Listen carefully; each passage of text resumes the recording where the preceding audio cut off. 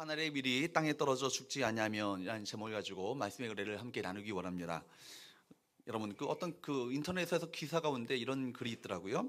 연령별 남자들의 성공을 이야기하는 내용이더라고요. 10대 때 성공한 아버지를 두면 성공이다. 그런 얘기합니다. 20대는 학벌이 좋으면 성공이다. 30대는 좋은 직장에 다니면 성공이다.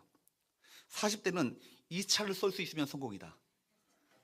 50대는 취업한 자녀가 있으면 성공이다. 60대는 아직 돈 벌고 있으면 성공이다.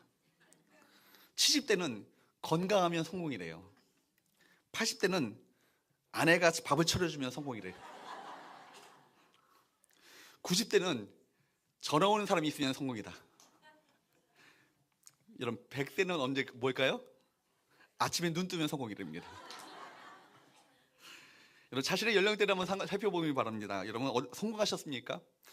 30대, 40대, 50대, 60대, 70대 계신 분들 계시고 서로 인사할까요? 성공하신대요. 우리 100세까지 성공합시다. 본문에 보게 되면요, 여러분 명절에 하나님께 예배하러 올라온 사람들 중에서 몇 명의 헬라 사람들이 예수님께 찾아왔습니다. 이들은 우선 갈릴리 베세다 사람 빌립을 만나고 그 다음에 예수를 만나고 싶다고 면회 신청을 한 거예요. 그러자 빌립은 안디와 함께 예수님께 와서 주님, 헬라 사람들이 주님을 뵙기를 원합니다. 그렇게 청합니다. 이렇게 말합니다. 여기 헬라인들도 성공을 바라는 사람들이었겠죠.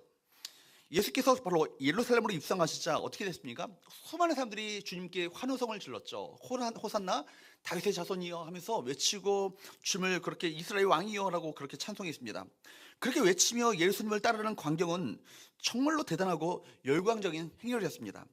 예수님을 따르는 사람들의 그 관심은요, 예수님이 뭐예요? 이스라엘의 왕이 되어서 이 로마 제국의 식민지, 이 지긋한 식민지 생활을 청산하는 거예요.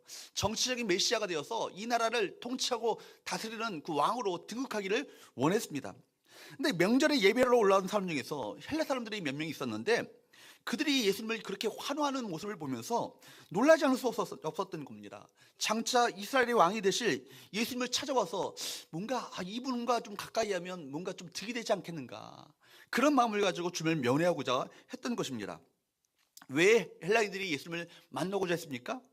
성공하고 싶은 그 욕망 때문이었습니다. 예수께서 바로 이스라엘의 왕이 되시는데 예수님의 제자가 되어서 예수님을 따른다면 뭔가 국회의원 자리라도 아니면 지방의원 자리라도 하나 얻을 수 있지 않겠는가라는 그런 마음의 기대감이 있었겠죠. 빌립과 안드레가 예수님께 가서 바로 헬라인 몇 사람이 예수님을 뵙고자 찾아왔다고 말씀하니까 그때 예수께서 뭐라고 말씀하십니까? 23절과 24절 말씀을 한번 보도록 합니다. 한번 읽어보도록 할까요? 시작. 예수께서 대답하여 이르시되 인자가 영광을 얻을 때가 왔도다. 내가 진실로 진실로 너에게 이르노니 한 알의 밀이 땅에 떨어져 죽지 아니하면 한 알 그대로 있고 죽으면 많은 열매를 맺느니라. 아멘. 주님께서 진정한 영광을 얻으실 때가 왔다라고 얘기하시면서 진정한 영광을 얻기 위해서 무엇이 필요한가? 그러니까 진정한 성공이 과연 무엇인가? 주님께서 그들에게 진정한 성공, 진정한 영광이 과연 무엇인가를 가르쳐주기 원하셨던 것이죠. 사랑하는 여러분, 여기 가운데 성공하고 싶지 않으신 분이 계십니까? 목사님, 저는 실패한 인생이 되고 싶어요. 이런 분 계세요? 없죠. 저도 성공한 목사가 되고 싶고, 여러분 성공한 그 인생을 살고 싶고, 우리 성공한 교회가 되어지고 성공한 그런 인생이 되기를 원하는 것이 다 우리 마음일 것입니다.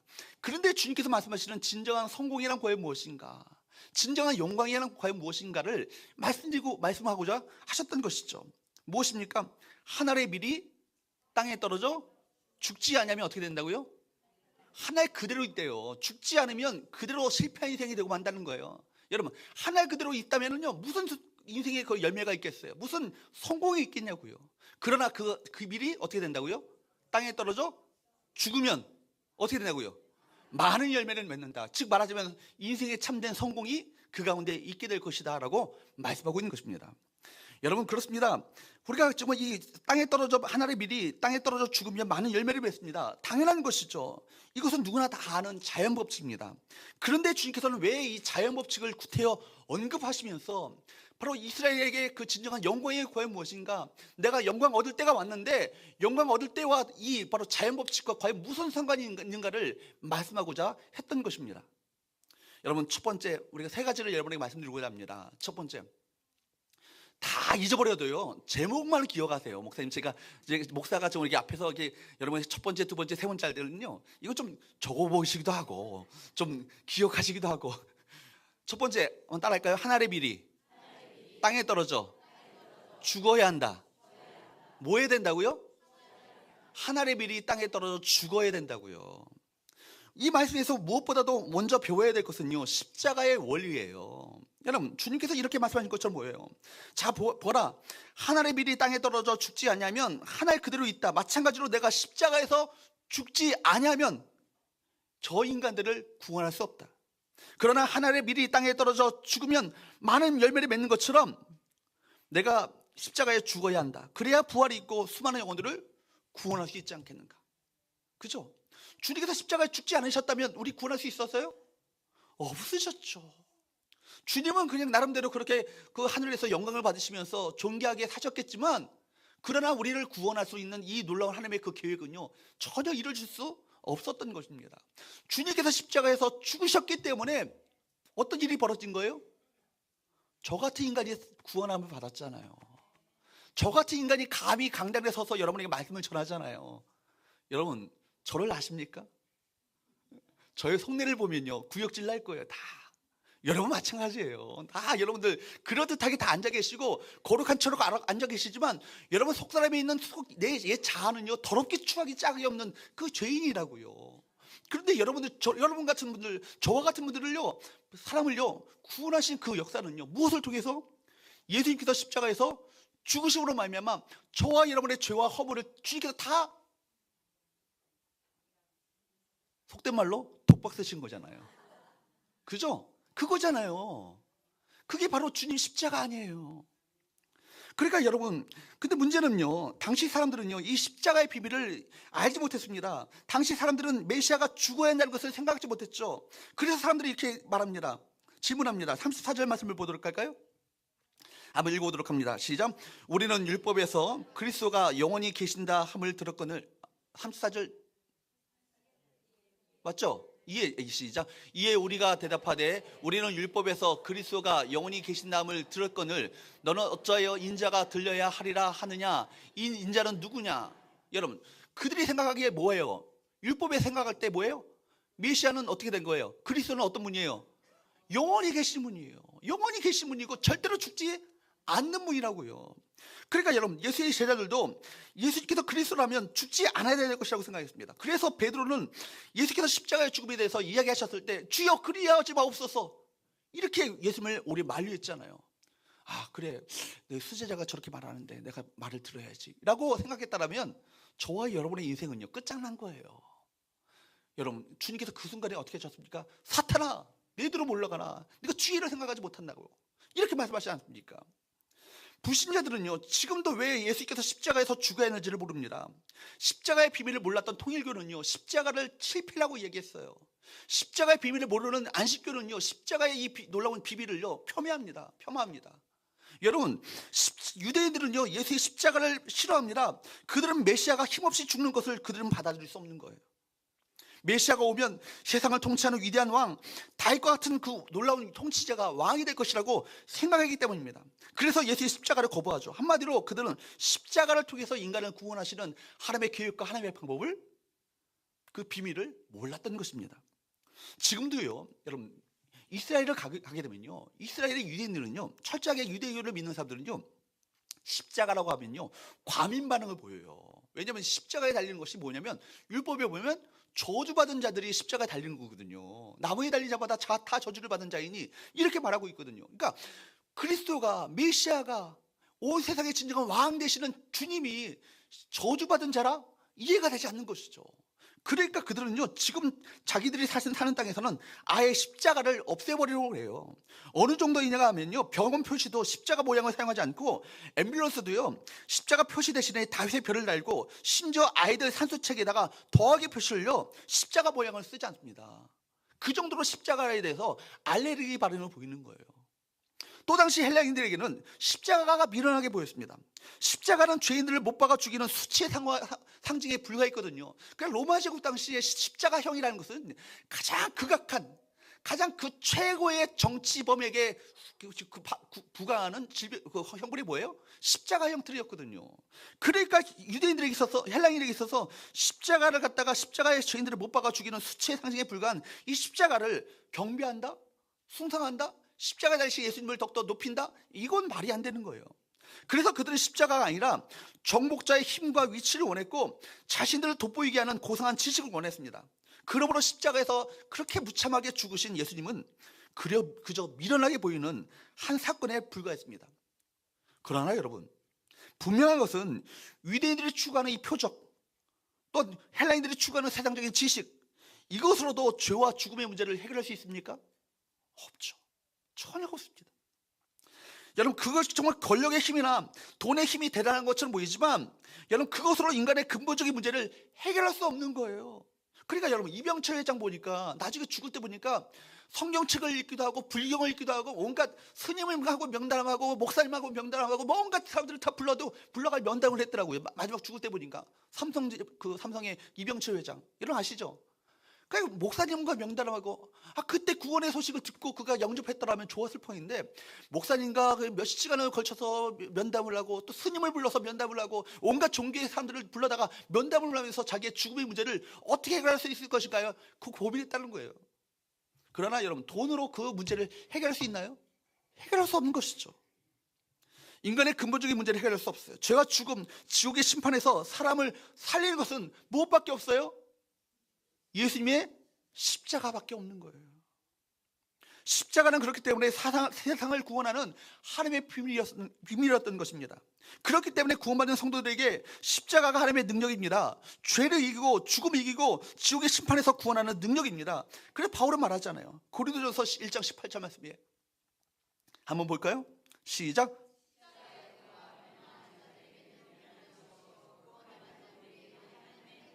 여러분, 처참하게 무참하게 반항도 하지 못하고 복수도 하지 못하고 대갚아주지도 못하고 그 무참하게 미련하게 그렇게 처참하게 무력하게 죽임을 가는 십자가가 도대체 이것이 무슨 능력이 있겠는가? 그러나 여러분, 십자가도가 세상 사람들이 볼 때는 이 십자가의 길을 따라가는 것이 좀 미련해 보이고 제대로 된 항고도 해보지 못한 채 죽어가는 것, 순교를 당하는 것, 사실 미련해 보이고 어리석은 것처럼 보이지만 그러나 여러분, 구원을 받는 우리에게는 이것이 뭐라고요? 하나님의 능력이라고요. 언제나 보십시오. 성경의 모든 사건들이 그래요.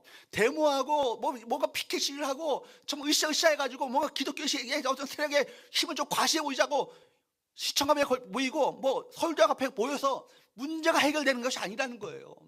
언제나 기독교는요, 그렇게 역사하지 않으셨어요. 어찌 보면 미련하게 당하고 무참하게 당하고 정말 희생을 당하고 어떤 순교를 당하는 그런 미련한 것처럼 보이지만 그 가운데 순교의 피를 머금고 이 땅 가운데 부흥의 역사가 나타났다는 거예요. 여러분, 주님도 마찬가지입니다. 십자가에서 죽으심으로 말미암아 저와 여러분을 구원하셨음을 믿으시기를 축복합니다. 그렇기 때문에 우리가 이 십자가의 도를 주님께서 우리에게 가르쳐주기 원하시는 것이죠. 십자가의 도가 뭐예요? 십자가의 길 아니에요. 나를 따르라 할 때는요, 너희들도 내가 지은 십자가를 지는 것처럼 너희도 십자가를 지고 나를 따르라 말씀하시는 것입니다. 그렇기 때문에 두 번째, 여러분이 말씀드리고자 하는 것은 한번 따라하겠습니다. 죽어야 산다. 목사님은 맨날 죽으라고 그러는데 왜 이 얘기를 맨날 할까요? 안 죽으시니까. 주님께서는요, 이어서 25절에서 말씀하셨어요. 25절 말씀을 볼까요? 25절 한번 읽어보도록 합니다. 시작. 자기의 생명을 사랑하는 자는 잃어버릴 것이요 이 세상에서 자기의 생명을 미워하는 자는 영생하도록 보존하리라. 여러분, 24절에는 어떤 말씀이 나와요? 한 알의 밀이 땅에 떨어져 죽지 아니하면 어떻게 된다고요?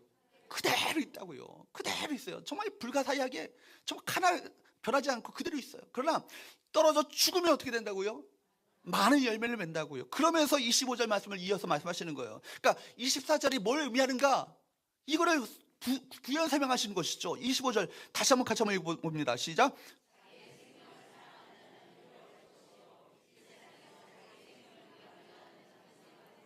그러니까 하나의 밀이 땅에 떨어져 죽는다는 것이 과연 무엇인가? 이게 뭐예요?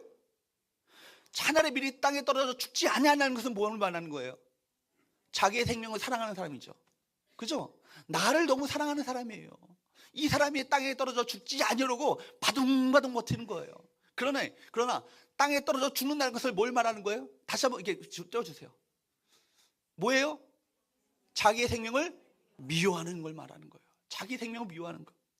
무슨 얘기예요? 24절이 자연법칙을 통해서 십자가 사건을 설명한 것이라면 25절은 십자가의 원리로 바로 믿음의 삶이 과연 무엇인가를 설명해 주고 있는 거예요. 자기의 생명을 미워하는 자는 뭐라고요? 영생하도록 보존하리라. 다시 한번 25절 그 다음 화면을 좀 넘겨주세요. 제가 이렇게 색깔을 좀 달리했죠. 앞에 생명이 나오고요, 뒤에 사실은 또 뒤에 생명이 또 나오죠. 앞에 나오는 생명이라는 것은요, 히라보로 푸시케란 말이에요. 이것은 인간의 육신적인 생명을 말하는 거예요. 인간의 육신적인 생명. 인간의 육신적인 생명, 여기는 목숨이 있고요, 자기 뜻이 있고요, 자기 생각이 있고요, 자기 고집이라는 뜻이 다 들려있는 말이에요. 푸시케라는 말은. 근데 여러분, 두 번째 나오는 생명, 즉 말하자면 영생이라는 말이 나옵니다. 영생. 이 생명이라는 말은 조회라는 말이에요. 조회라는 말은요, 하나님의 생명, 영원한 생명을 말하는 거예요. 그렇기 때문에 25절이 우리에게 말하는 것은요, 자기의 생명, 즉 육신의 생명을 사랑하면 뭘 얻을 수 없다? 영생을 얻을 수 없다. 점심 먹고 피곤하시지만 제가 심각한 얘기를 하니까 좀 잘 들어주시기 바랍니다. 정말 이 지금 영생 얘기를 하고 있잖아요. 생명을 얘기하고 있는데 이때 조심하면 안 되는 거예요. 뭐예요? 지금 자기 생명을 사랑하면 어떻게 된다고요? 생명을 사랑하면 어떻게 된다고요? 영생을 얻을 수 없다라는 얘기예요. 반면에 자기 생명을 미워하면 어떻게 된다고요? 영생을 얻는다. 여러분, 이거 굉장히 심각한 얘기 아니겠어요? 우리가 지금 영생 믿으려고 다른 종교도 아니고 기독교를 믿고 있는데, 신앙생활하고 있는데, 남들 정말 주일날 놀러 가는 거 다 꾹꾹 참고 내가 교회 나와서 정말 하루 종일 이짓하고 있는데, 그죠? 내가 영생을 얻을 수 없다면 이거 좀 심각해지는 문제 아니겠어요? 아무리 그러니까 여러분, 이것이 지금 중요한 거예요. 이거 기독교 핵심인 거예요. 하늘의 밀이 땅에 떨어져 죽지 않으면 열매를 맺을 수 없는 것처럼 자기 생명을 사랑하는 것은 뭘 말하는 거예요? 자기 육신적인 생명을 사랑하고 자기 자존심, 자기 고집을 붙잡고 있으면 뭘 얻을 수 없다? 영원한 생명을 얻을 수 없다라는 얘기예요. 반면에 육신적인 생명, 곧 자기 자아가 죽으면 그때부터 뭐가 시작되는 거예요? 영생이 시작되는 거예요. 하나님의 생명이 시작되는 거예요. 하나님의 생명이 우리 가운데 부어진다는 얘기입니다. 그렇습니다. 성도들이란 옛자아는 죽고 하나님의 생명으로 산다는 거예요. 다른 말로 표현하면 나는 죽고 누구로 사는 거예요? 예수로 사는 거예요. 따라합시다. 나는 죽고 예수로 살자. 이거요. 이게 정말 우리 기독교의 핵심이에요. 십자가의 복음이라고요, 이게. 사도 바울은요, 그렇기 때문에 이 믿음의 원리를 오전에도 제가 말씀드렸지만 갈라디아서 2장 20절에서 이렇게 말했습니다. 한번 2장 20절 말씀을 같이 한번 읽어보도록 합니다. 천천히 한번 읽어봅니다. 시작. 내가 그리스도와 함께 십자가에 못 박혔나니 그런즉 이제는 내가 사는 것이 아니요 오직 내 안에 그리스도께서 사시는 것이라. 이제 내가 육체 가운데 사는 것은 나를 사랑하사 나를 위하여 자기 자신을 버리신 하나님의 아들을 믿는 믿음 안에서 사는 것이라. 아멘. 보십시오. 우리가 믿음으로 산다는 게 뭐예요? 뭘 믿는 거예요? 교리적인 어떤 그런 지식을 우리가 인정하면 믿음으로 사는 거예요? 아니에요. 이게 뭐예요? 믿음으로 산다는 것은요, 내가 그리스도와 함께 죽고 그리스도의 생명으로 말미암아 살아가는 거예요. 지금 요한복음에서는 이것을 거듭났다, 위로부터 났다, 이렇게 표현합니다. 새로 태어나야 된다는 것이죠. 위로부터 나야 된다는 것이죠. 그렇기 때문에 진정한 믿음의 삶을 살기 위해서는요, 어떻게 되는 거예요? 내 자아가 죽어야 되는 거예요. 내 고집, 내 자아가 시퍼렇게 살아있는 한 성령은 내 안에서 강하게 역사할 수 없는 거예요. 여러분, 하늘의 밀이 땅에 떨어져 죽을 때 많은 열매를 맺는 것처럼 내 자아가 죽을 때 하나님의 생명이 내 안에서 많은 열매를 맺는다, 이 사실을 똑똑히 증거하고 있잖아요. 조지 뮬러 목사님 아시죠? 제가 거듭 말씀드리잖아요. 이분이 몇 번을 기도 응답을 받았다고요? 5만 번. 그냥 대충 세서 5만 번이 아니라 실제로 이분이 기도 수첩을 적으면서 기도 일기를 쓰면서 하나하나 응답된 것을 체크한 거예요. 이게 몇 번이라고요? 5만 번. 500번 응답 받으셨나요? 그 정도만 돼도 대단하다고 우리가 한번 생각할 것 같아. 근데 5만 번의 기도 응답 받았다. 이분이 기도 응답을 받은 이 비밀을 얘기하고 있어요. 그 세상을 떠난 때까지 4개의 고아원을 이분이 운영했고요, 2,000명, 그 당시에 2,000명의 아이들을 이분이 혼자서 돌봤어요.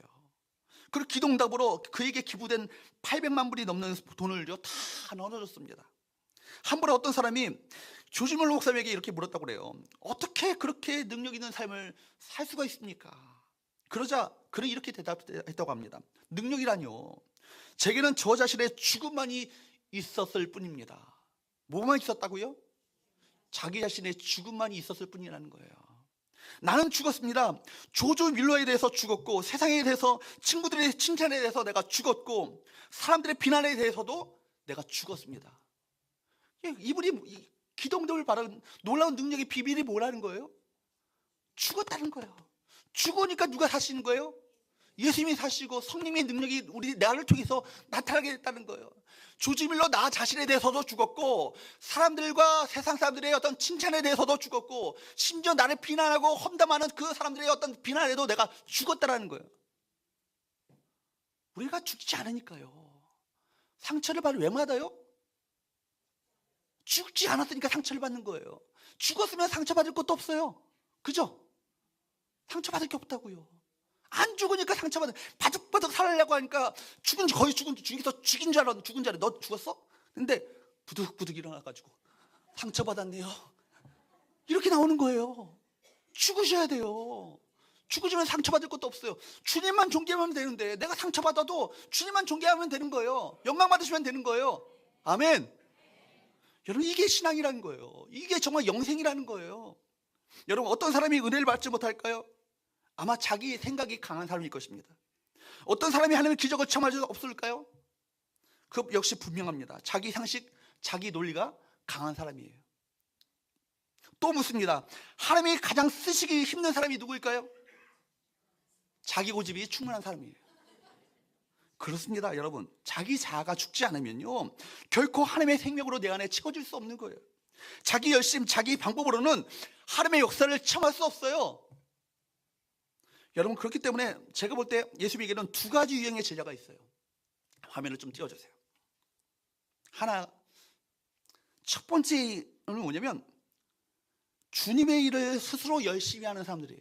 첫 번째가 Work for God 그랬죠.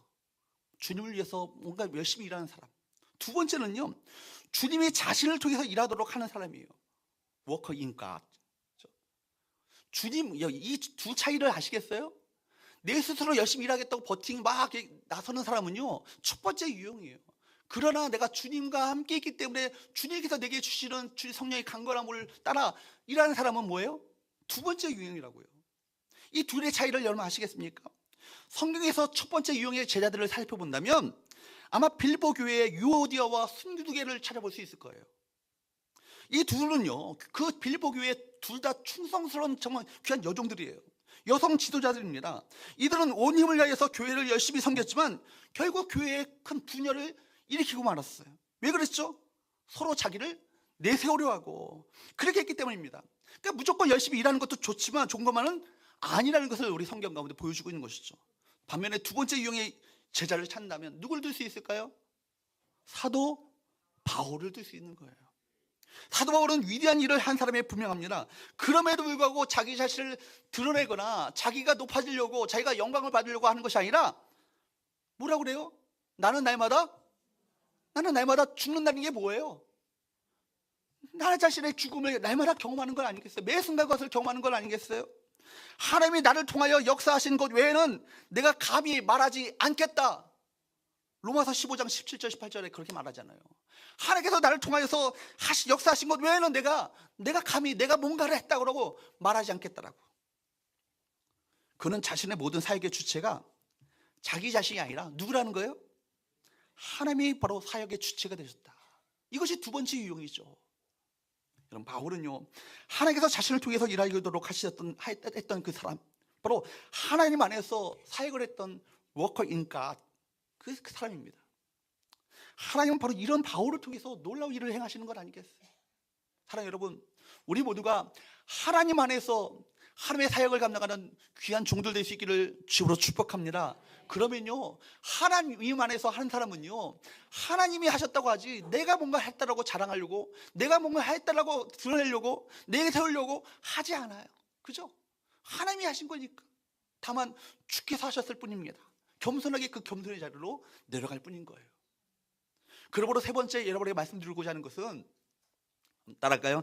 날마다 죽으며 살라. 이게 무슨 말이야? 죽으면 내 살래. 그죠?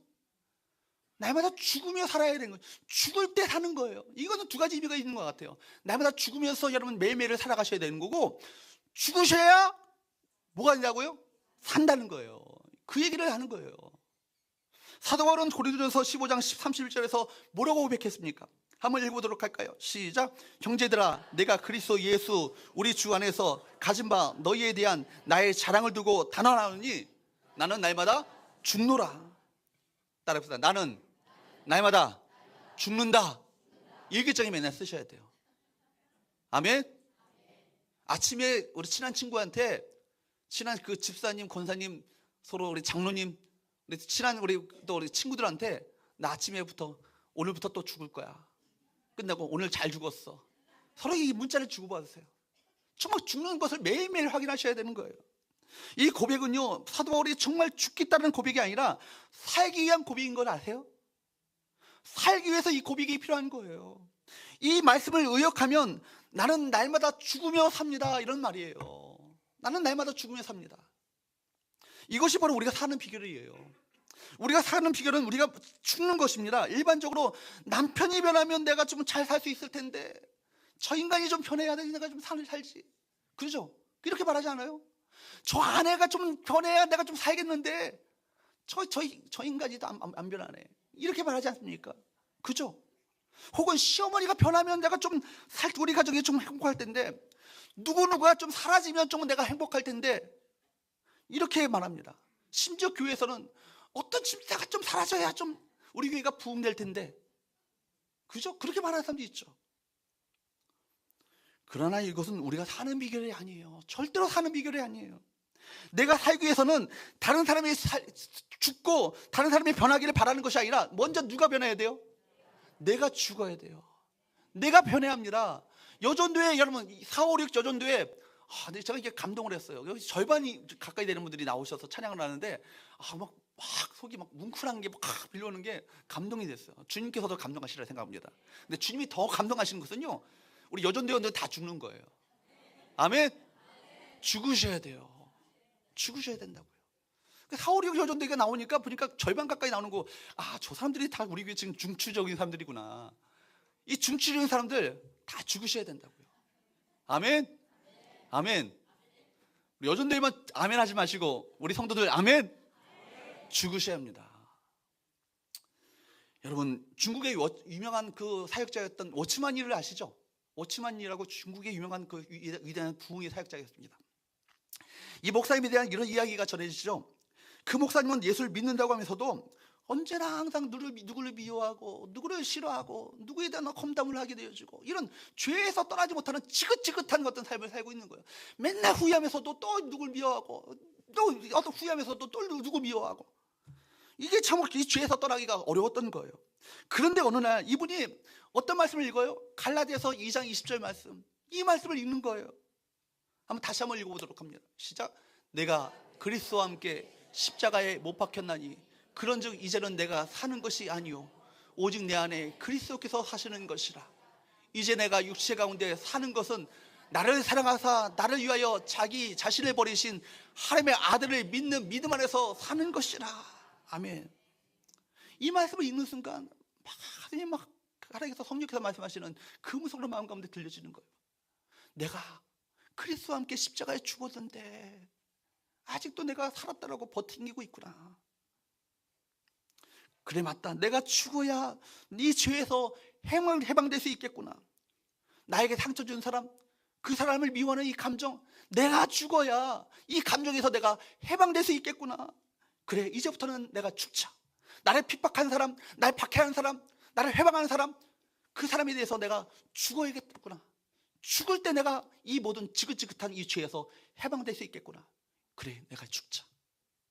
그리고는 아래층 주방 아주머니에게 광고를 했습니다. 아주머니, 오치만 일하는 사람은 죽은 것을 아세요? 그 사람은 이제 죽었습니다. 공포를 한 거예요. 이렇게 그를 아는 모든 사람에게 광고를 했습니다. 여러분, 오츠만이는 죽었습니다. 오츠만이는 이젠 죽었습니다. 그렇게 선포하고 다니는 거예요. 근데 놀라운 것은요, 그때부터 오츠만이의 진정한 부의 사역이 그때부터 시작됐다는 거예요. 놀라운 부의 역사가 오츠만이가 죽음으로 말미암아 예자가 죽었다고 선포하고 광고하고 다니는 그 순간부터 하나님의 역사가 그 삶 가운데 나타나기 시작했다는 거예요. 여러분, 내가 죽는 것이 내가 사는 비결임을 여러분 기억하시기를 축복합니다. 살기 위해서는요, 내가 먼저 죽어야 한다는 사실을 기억하십시오. 그래서 바울은요, 날마다 죽노라 고백을 했는데, 그렇게 고백한 것은 죽음이 좋아서가 아니에요. 여러분, 내가 자아가 죽는다는 것이 얼마나 이것이 처절한 고통이겠습니까? 그럼에도 불구하고 내가 죽어야 된다고 생각하고 죽었던 이유는 뭐예요? 내가 죽어야 살기 때문에, 죽어야 하나님의 생명이 내 안에 임하니까, 죽어야 영생이 임하니까 믿음 안에서 살려고 날마다 죽었던 것입니다. 사랑하는 여러분, 여러분이 묻겠습니다. 살기를 원하십니까? 살기를 원하세요? 이거 뭐 함정 없어요. 여러분, 다 죽고 싶으세요? 살기 원하세요? 다시 한번 묻습니다. 살기 원하세요? 그러면 날마다 죽어야 합니다. 아멘. 나의 고집, 나의 못된 성격, 악습관 죽지 않으면요, 직장 생활도 쉽지 않고요, 가정 생활도 쉽지 않고요, 교회 생활도 쉽지 않아요. 직장에서 자기 주장만 내세우려서는 직장 생활에서 제대로 그 직장 생활을 할 수 없어요. 자기 주장만 내세우려면 직장 상사가 내 그 직장에서 떠나든지 내가 그 직장을 그만두든지 둘 중 하나 선택해야 되는 거 아니겠어요? 여러분, 가정에서 자기 고집만 내세워서는 남편과 아내가 하나 될 수 없어요. 남편이 속병이 들든지, 그죠? 아내가 가출하든지 둘 중 하나 돼야 되지 않겠습니까? 가정이 박살나든지, 그죠? 나를 죽여야 가정생활이 행복해지는 거예요. 나를 죽여야 직장생활이 행복해지는 거예요. 내가 죽어야 전도회가 삽니다. 아멘. 내가 죽어야 목장이 사는 거예요. 내가 죽어야 교회가 사는 거예요. 목사가 죽어야 교회가 사는 거예요. 여기서 아멘이 크게 나올 줄 알았는데. 당회원이 죽어야 당회가 살아요. 아멘. 여러분 기관에 보던 장이 죽으셔야 기관이 산다고요. 그런 죽을 각오를 하셔야 교회가 사는 거 아니겠어요? 여러분, 몇 년 전에 소천했던 이준표 목사님은 1977년에 한신교회를 개척해서 그 교회를요, 기장교회가 자유주의 신학이다 보니까 큰 교회가 별로 없어요. 그런데 이 목사님은 아주 복음적인 신학을 가지고 교회를 일으키시고 또 목회를 하셨어요. 그래서 그 교회가 기장 측 교회단에서, 기독교 장로회 교회단에서 가장 큰 교회로 성장시키셨던 목사님이에요. 근데 이분은 평생토록 예수를 강조하면서 예수를 제대로 따르려면 먼저 자신이 철저하게 죽어야 한다, 이 철학을 가지고 사셨던 분이에요. 그리고 이런 신앙을요, 자기 신앙을요, 별세 신학이라. 별세 신학. 별세라는 얘기는 이 세상을 이별하는 거 아니겠어요? 이 세상을 이별하는 것은 죽는 거 아니겠어요? 날마다 죽는 연습을 하는 거예요. 그러니까 이분이 이런 얘기를 하는 거예요.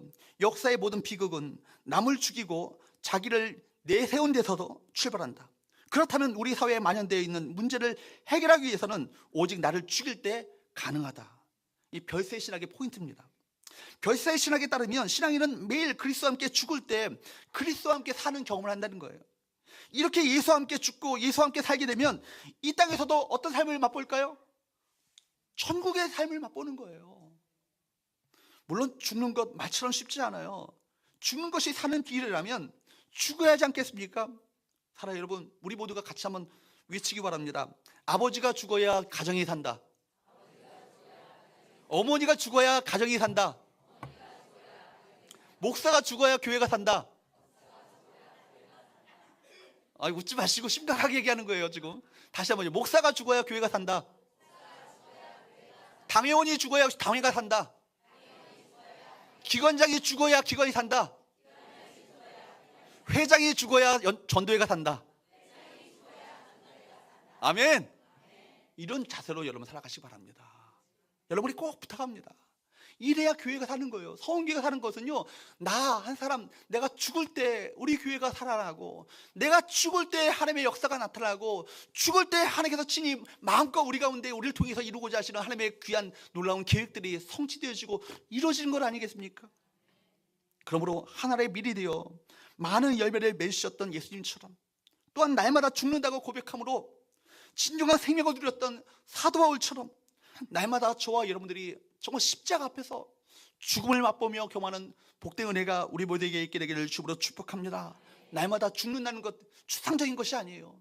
나의 자존심 죽이는 거예요. 나의 고집 죽이는 거예요. 나의 아집 죽이는 거예요. 내 욕심 접는 거예요.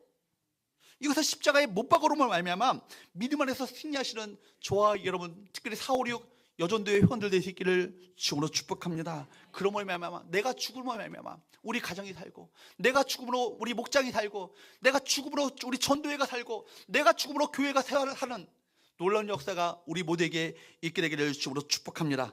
기도하겠습니다.